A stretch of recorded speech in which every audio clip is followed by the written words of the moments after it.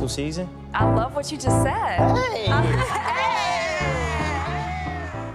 Yo, it's Jazzy Jazz with Lee Bailey's EURWeb.com Spotlight.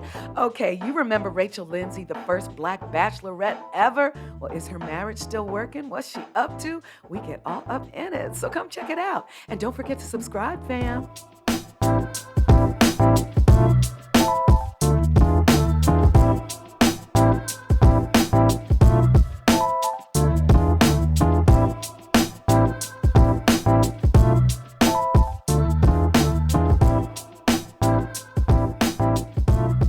Yo, it's Jazzy Jazz with Lee Bailey's EURWeb.com Spotlight. I have the beautiful Ms. Rachel Lindsay in the building. What's up, Rachel? What's up, Jazz? Thank you so much for having me on the show and for that nice introduction. I appreciate it. Yes, well, thank you for coming. Now, for y'all who don't know, now you know Rachel made history. First black woman on The Bachelorette. Thank you for doing it for the sisters. Yes.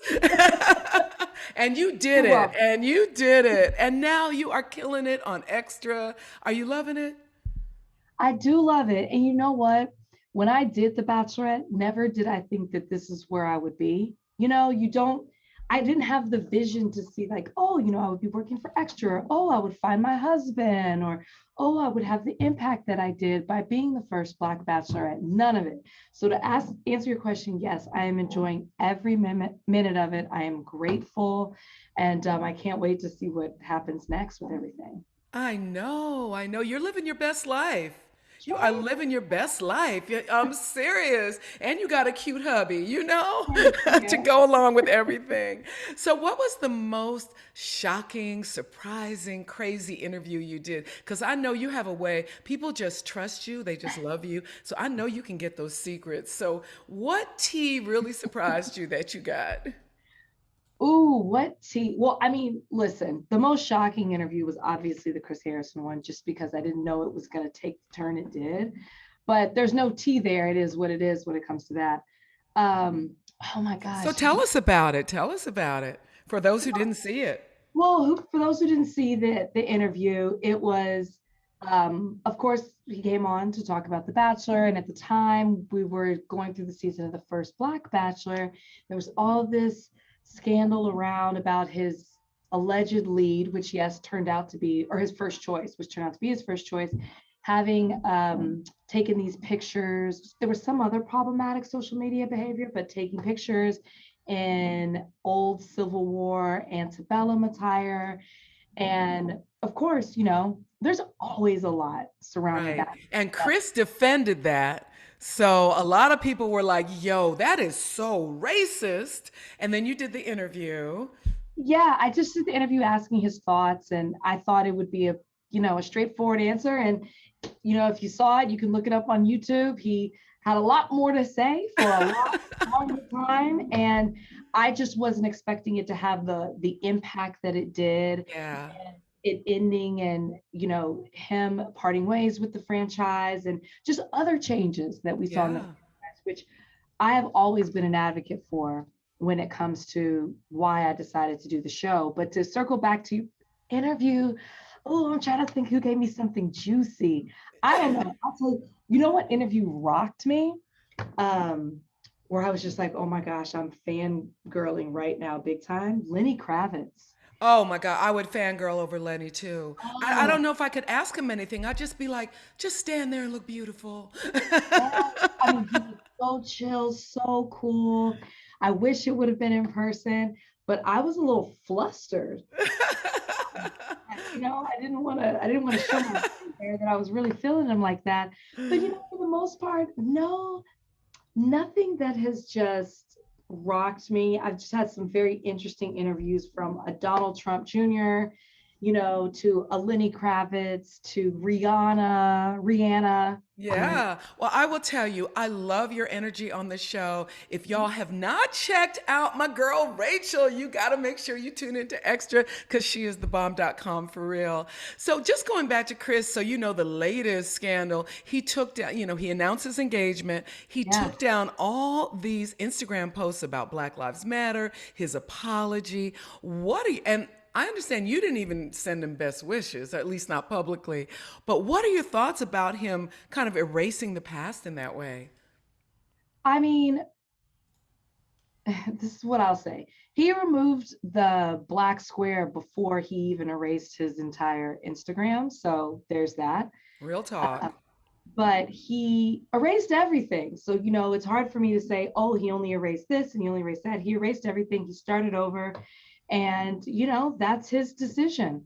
He said, I think he said it was a new chapter, and the new chapter has decided to erase everything prior and start anew. And so, it's it's hard to say that it's hard to make a leap and say that, the things he said he would do, he will no longer do because he erased his social media. But Yeah. I'm a person who's like, actions speak louder than words. So, we'll have to see how he handles things here on Right. out. What Right. will this new chapter entail? What did the new chapter leave behind? We'll have to wait and see. Those are the questions. And you can't just speak about it. You got to be about it, to quote a famous rapper. Well, you've made history in another way because there's been over 40 episodes of The Bachelor and The Bachelorette, and only 15 couples are still standing. And I think only three actually got the ring on it. We got to see your ring. Let me see your ring. Oh, Oh, that is beautiful. ring light's making it look even better. What do you think the secret is? How are you and hubby doing? We're good. I mean, honestly, compromise is the secret. Friendship is the secret. Laughter is the secret. Yes. Trust, really all of it. I'm very fortunate that Brian is so supportive in what I want to do, and I try to return that support in the same way.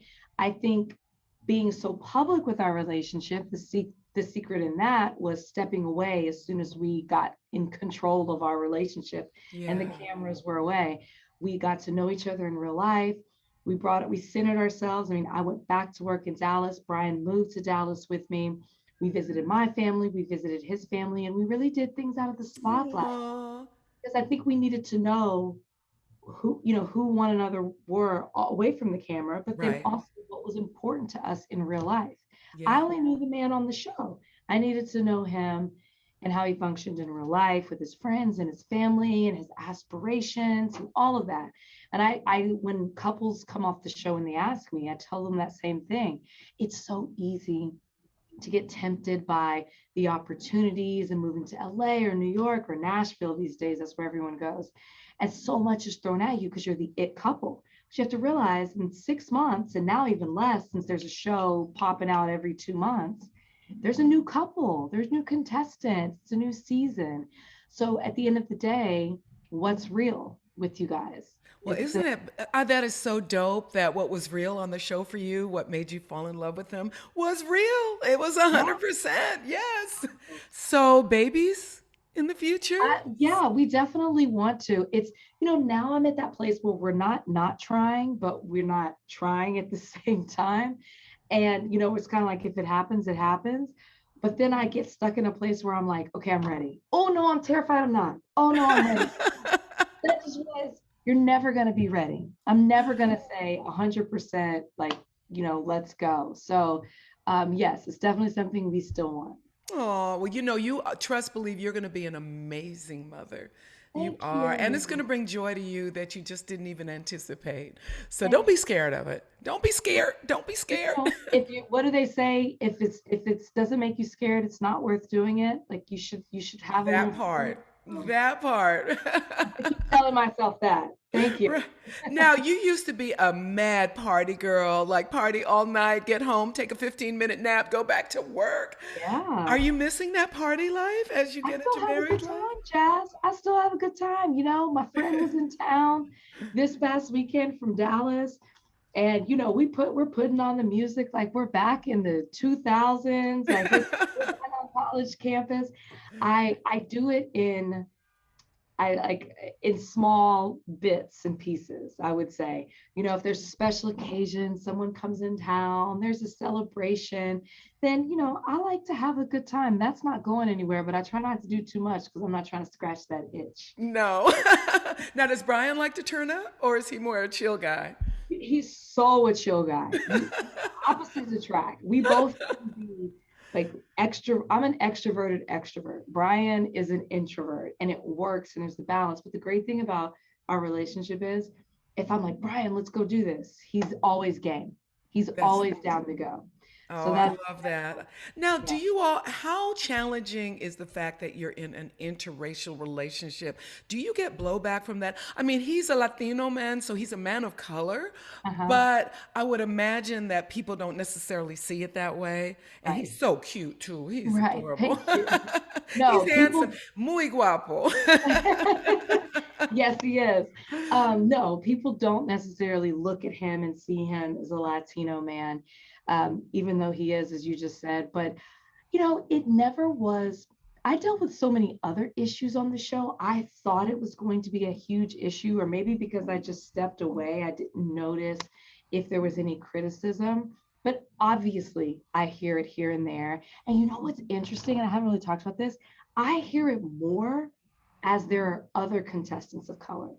So they're constantly comparing us, which is so unfair because of all the bachelorettes, the ones who aren't Black, white, they're not comparing what they do to each other. But when it comes to a Black woman who's as a bachelorette, or even Matt James as a Black male lead, they're always comparing, oh, Rachel did this, oh, Matt James did this. So Rachel chose someone outside of her race. Tasha chose someone outside of her race. Matt James did as well. So when are we going to get Black love? And it's like, but I am Black. You are getting Black love. And so it's so frustrating that they try to take that away from you. I do get that at times, and I see it more now that we have leads of color because there's the comparison. Sure, Like, sure. oh, she did this. Why didn't Rachel do that, or vice versa? That's mainly the criticism I get. But I would say that I asked Brian certain questions before I said yes to accepting his proposal, and so I was pretty firm on where he stood. And even in light of 2020, with all the social injustice we saw come to light, not that it didn't exist, but just coming to a public platform and the racial awakening people had all of a sudden, we were already prepared for that. You know how you hear those interracial couples that are Hmm. like, oh, well, we never had a conversation before. That was not us. Right. You know me, I talk about it. We had already talked about it. And, it was just, something we dealt with like we deal with anything else in our relationship. So, are there any other challenges in terms of cultural differences that you find? No, not That's really. I mean, cool. I'm fortunate that because Brian is Colombian, when I just went to Colombia a couple of months ago to his cousin's wedding, and I loved it. I was able to see the depth and the richness of his culture and meet his extended family and see that they are all colors, shapes, sizes, everything. It's true. There's such a diaspora when it comes to us in Colombia. And I had been told that before. Oh, where is he from in Colombia? Oh, you'll be perfectly fine for you. You'll fit right in, you'll understand it. And so, no, there really hasn't been anything for us. My family's been very accepting of him and vice versa. Well, that is wonderful, girl, and congratulations because relationships are not easy, and Oh, they're y'all not. just have such great energy between you. I love it. I love you two together. So, Thank you. congratulations on that. So, what's ahead for Rachel? Your passions, like your 5-year vision? I see you just got on TikTok too. I hate it. How is that going? The TikTok to me is such a mystery. I mean, I'm trying to, step into the Gen Z world. And I'm like, okay, let me get on this TikTok thing. And I am so overwhelmed by it. Everyone's like, you're going to get addicted to TikTok. No, it is overwhelming to me. I post or have someone help me post, but I really got on TikTok to showcase what I do on Extra Right. because there's so many red carpet moments that get lost. We can't fit everything into a 30-minute show. And so there's certain things that I want to reach a different generation and bring and hopefully pull them from TikTok into the things that we Yeah. do on And I think you do it well. I've watched some of your TikTok posts. I'm like, yes, she's Thank got it. you. She's got it. Thank you. Definitely Extra brought me in, but to answer your question, I'm still with Extra. I love it. Every day is an adventure. I mean, I'm literally going to leave you right now and go do a red carpet. Woo! Happy carpets are opening back up, so we're getting to have these face-to-face conversations. We get to bring to the show, which is great because I think everybody's a little tired of Zoom these days. Now we're getting that in-person connection and those interviews. I still do my podcast, Higher Learning, which is so great because we get to talk about politics and current affairs and sports and Yeah, entertainment, how it impacts the culture. that's right. And And you you're gotta not you're not just a hottie as Megan calls us, but you are also you got that down, but you are also very substantive. I mean, I've seen you weigh in on everything from what's going on with a woman's right to choose in Texas and all of that. So I commend you for that. I mean, I love Beauty and Brains. I think that's a great model for Thank you. for Thank you young so women. You know much. what I'm saying? Thank you. Yes, and I love that I get to do that. And then also I'm writing right now. I have a column under Facebook Bulletin, and it's called Honestly Rach, where I write about things. So, there's never too much information to talk about. And everyone knows too, I'm a Real Housewives fan. So I might be writing to new laws affecting women in California, about their reproductive rights, to what's going on in Texas, to what's happening in with police reform and social justice. And then I just do an Ask Rach column at the end of the day where people can ask me anything, and they will, from relationship, career advice, to imposter syndrome, to anything. That So is so dope. I love it. It's like 360 degrees. yeah, 360 degrees of Rachel. Well, thank you so much for stopping by Spotlight, and congratulations again on everything you're doing. Can't wait to see the babies. So let us oh know. yes, Make sure you come and tell us when you start taking that journey too. for sure. Thank you so much for having me. Okay, and everybody catch Rachel on Extra. You don't want to miss it. Bye. Bye, Mwah. girl. So nice to see you.